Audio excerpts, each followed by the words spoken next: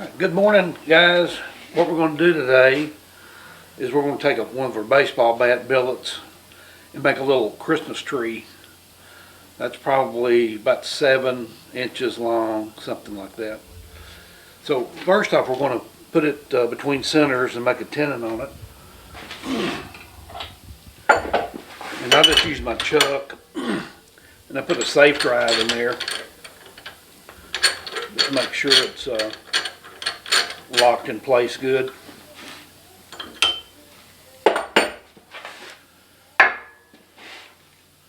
We're going to mark the approximate center of it.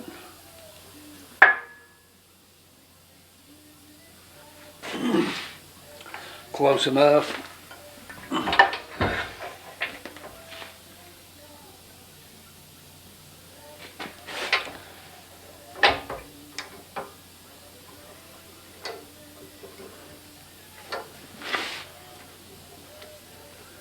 Yeah, just a friction drive. These really work good. If you're afraid you're going to have a catch or whatever. Here's what we're going to aim for. It's just a little Christmas tree that you can set on a table or whatever. You can paint them, do some pyrography work or whatever you want to do with it. But they're kind of cute and people, you know, they love them. And so we'll start off making a tenon, or you can put it in a 4-jaw chuck. That's the best way of doing it.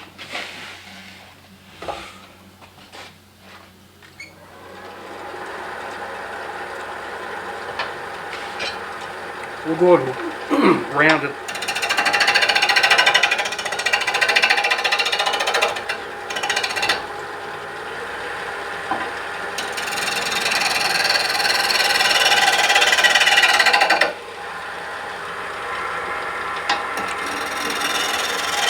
One thing about a safe drive,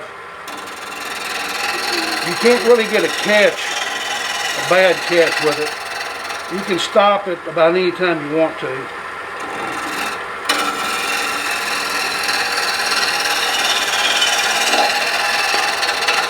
Meaning if I jam my tool into it like that, it's going to continue, it's not going to hurt anything. So that's why they call it a safe drive. And I leave the quill loose and continually making sure the tailstock is applying pressure to it.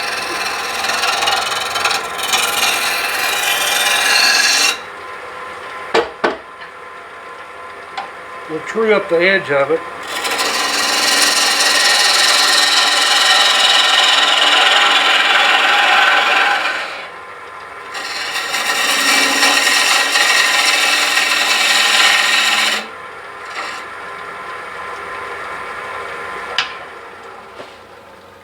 Make sure it's going to fit.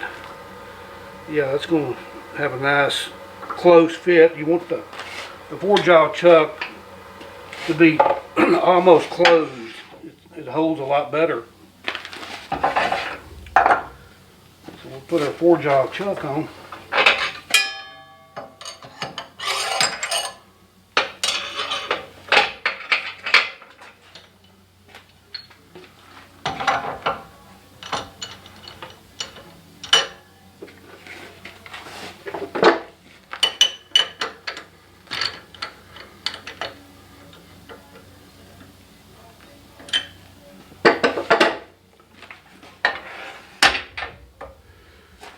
Still going to use a tailstock for safety. Just because it's in a chuck doesn't mean it's going to hold it. And what we want to do, I like to allow at least that much wood left, and that's going to take the base of the stand the Christmas tree is going to sit on. We need to come to about there. The trunk of the tree, and then we'll just taper it like so. So we got to remove a lot of wood, and I'll show you. We want to make sure we leave plenty down here because there's a point sticking there. I want to eliminate that. Again, I use the beading parting tool. It's quick.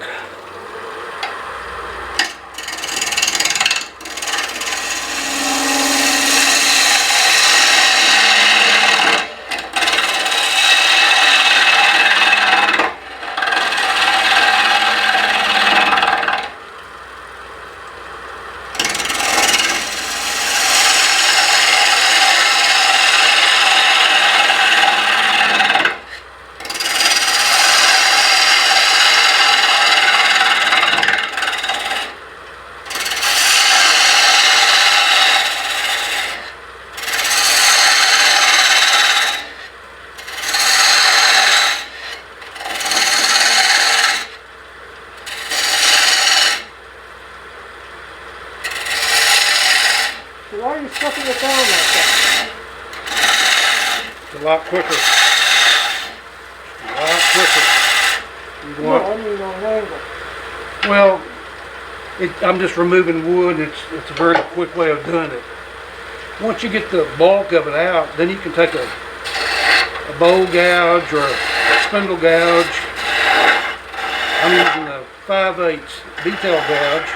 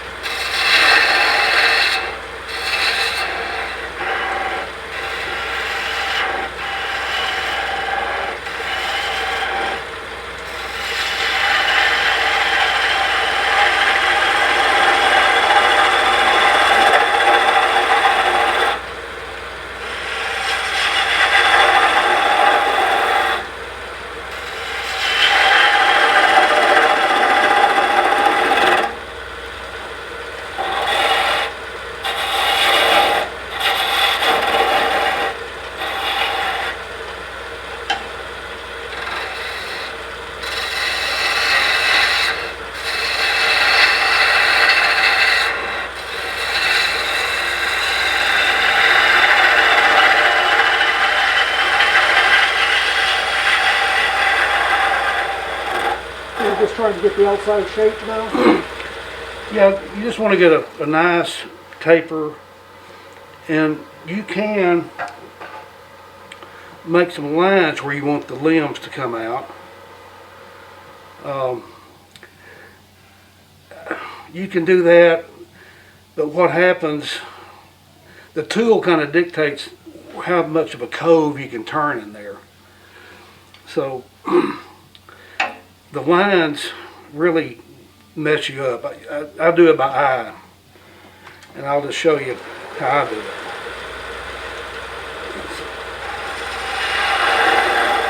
You want to make a scooping cut.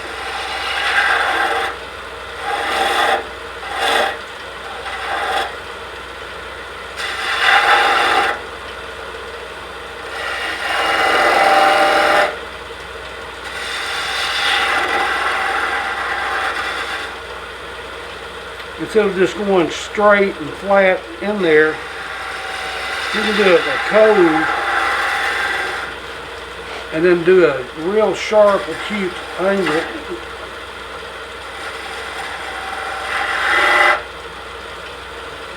It just makes it look a lot better.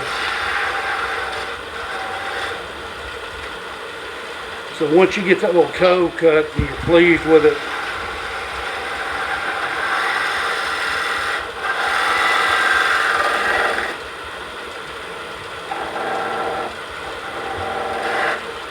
you can come back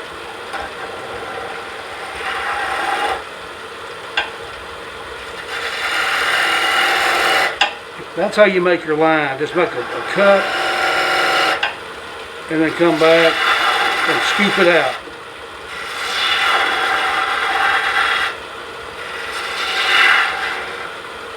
It's that little arc motion with the tool.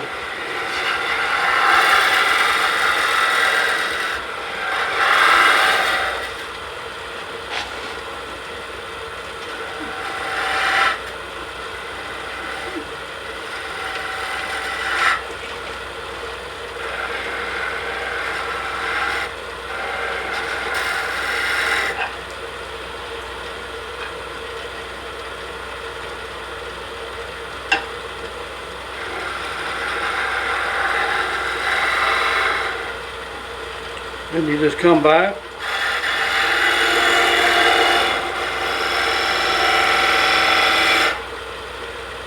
and scoop that out.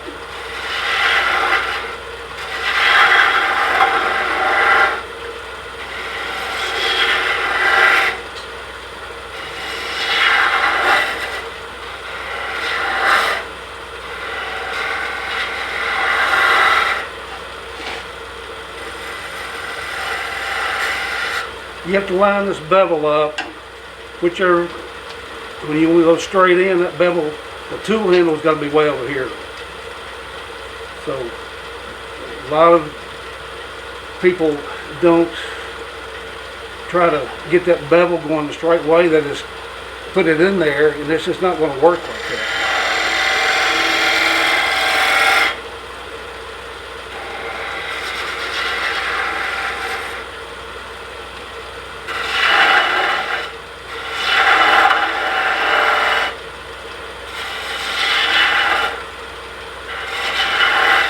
You got to look at the profile of what you're doing. That's the only way you'll get it right.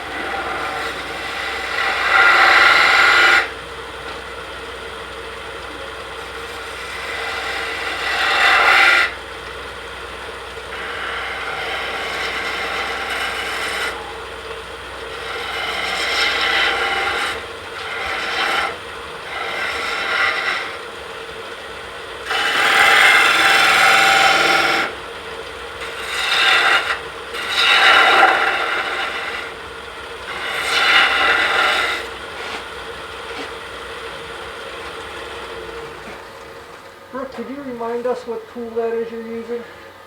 This is a 5/8 detail gouge. It's got a whole lot of metal in it, but you're only using a small flute on it, so there's no vibration. You can really get aggressive with it.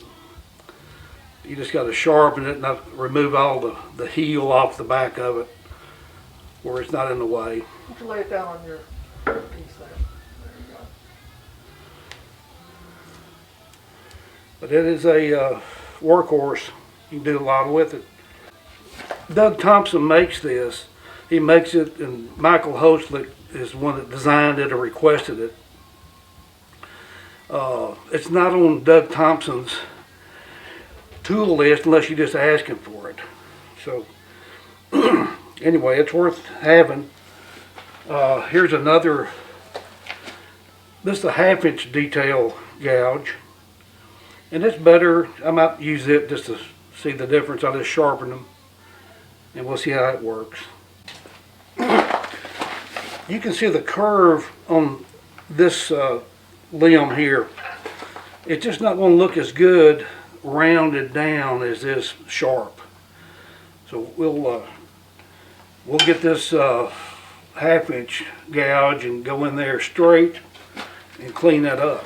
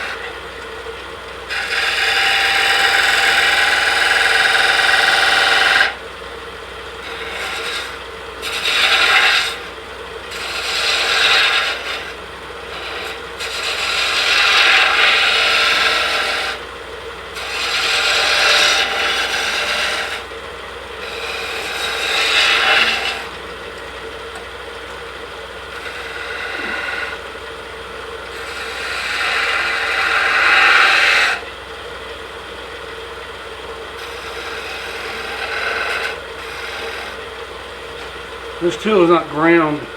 It's too blunt of a point. It's sharp, but I can't get in there.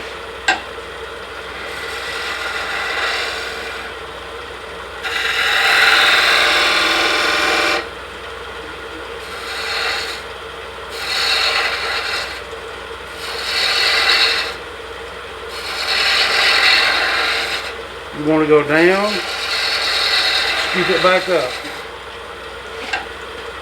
And come back and clean the bottom of the branch.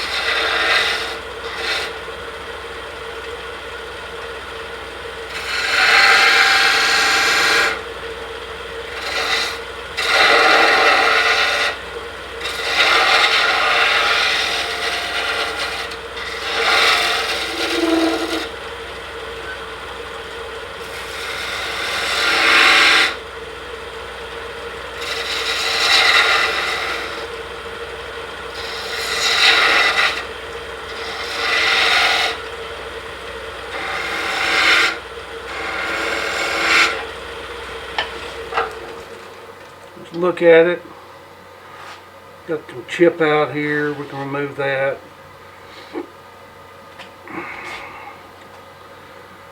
Yeah, we don't want to run out of room down here, so let me start with this base.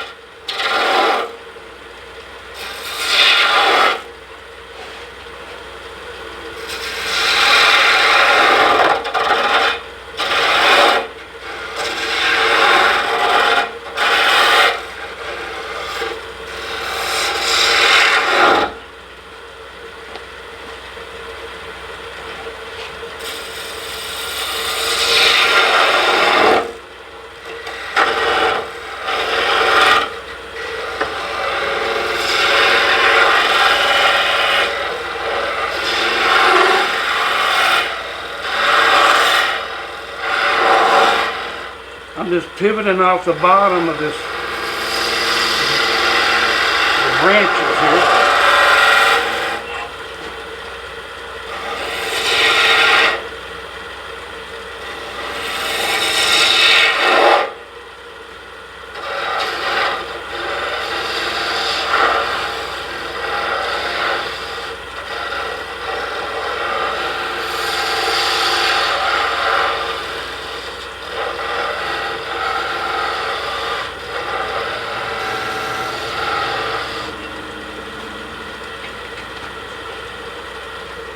Look at that. Okay. What we'll do is come back and finish up the top.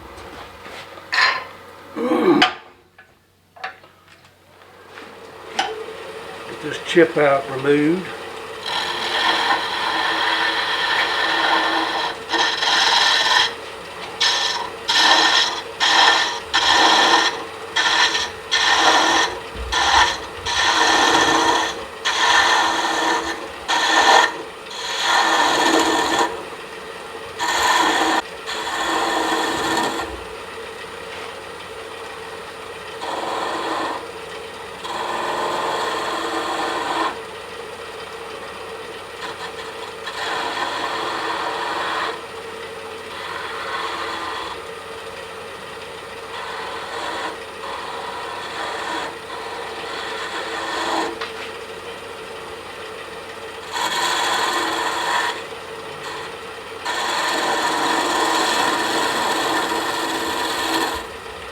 Do a nice little curve if we can.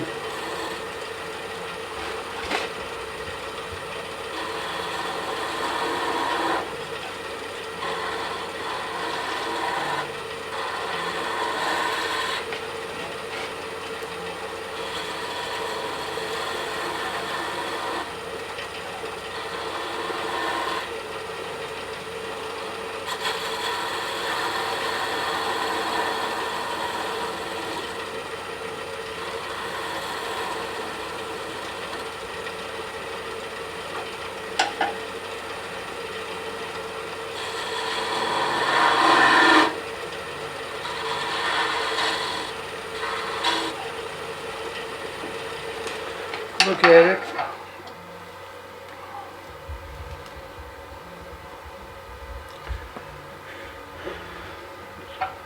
Torn grain right here.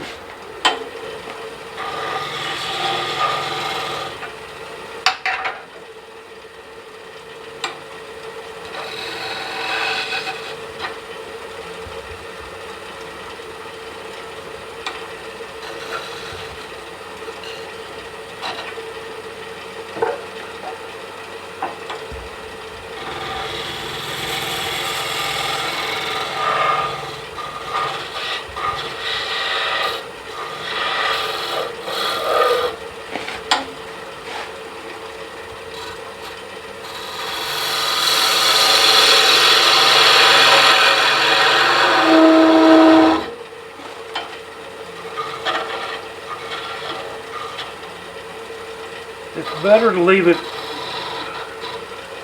I've got a little tight working spot here, and I shouldn't. Like painting yourself into a corner. That's what they make sandpaper for, though. I can sand it. We're about to run out of room here, but we can fix that.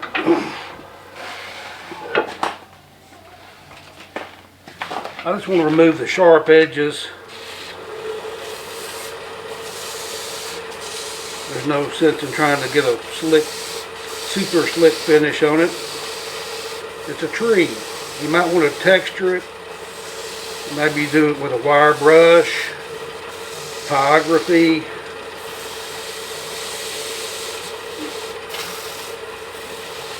Whatever you think.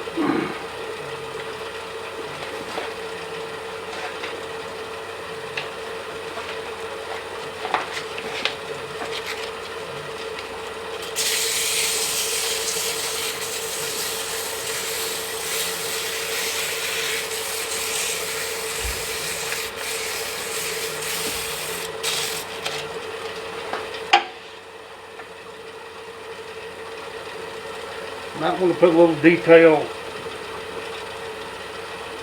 in there. This base, the trunk of the tree, I used to get them too small. I was trying to make it look like a real tree. This is not a real tree.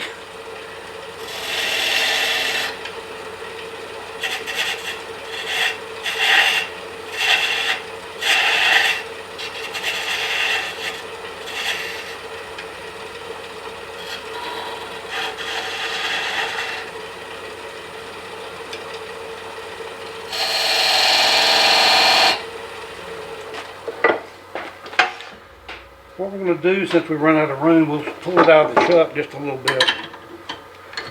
Well, you want to leave a pretty good size tenon on there.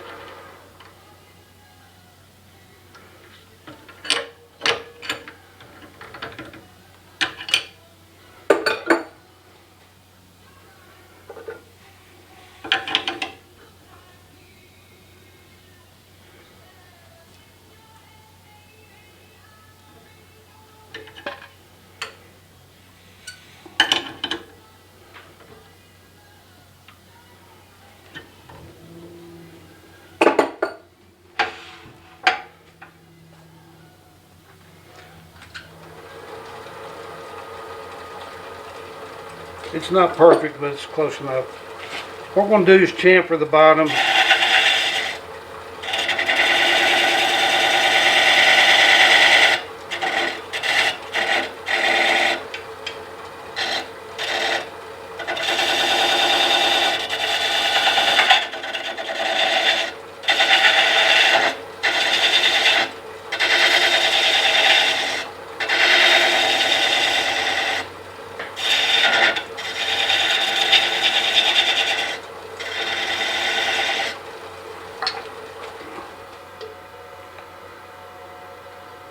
And we'll go ahead and part that off. It's a little tight, but we'll see what happens.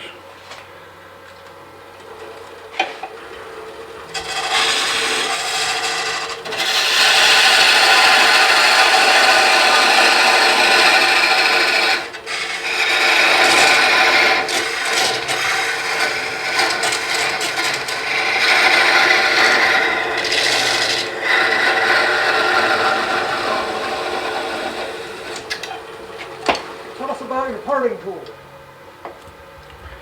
Yeah, this was a commercial jigsaw blade. It had teeth on it. It was kind of like, it wasn't a Lennox brand, but you can see where they welded a high-speed steel and made the teeth out of high-speed steel. So I ground the teeth off. But this is all high-speed steel. You cannot drill a hole in this. These are about 16 inches long. We got a few of these that was left over from a job, but you have to buy 10 of them. They're $30 a piece, so you got about $300 worth of these if you're going to buy some. But I was fortunate enough to get a couple, and it's got one hole in it, and I drilled it and epoxied the handle on it. But they really work good on green wood. Jigsaw or hacksaw? It's a jigsaw, goes up and down. They had a gang jigsaw that had probably 6 or 7 blades in it going up and down, and they'd feed whatever through it. But Michael Hoslick had one just like it, same brand. He had duct tape wrapped around it. I said, well, I got one at home, but I put a wooden handle on mine. You set your Christmas tree down? Yeah. That turned out pretty good. You know, they're handmade. There's not any sanding to speak of. It really helps you learn to use the tools. And that's what I have fun, just using the tools, you know, making those cuts and then making something that people enjoy. Instead of this laying around your shop, you can have that in just a few minutes. Make a lot of people happy. Anyway, it's a good little project, and we got tons of these. Our club does, so we can buy them and share them, whatever. So anyway, that's it. Happy turning.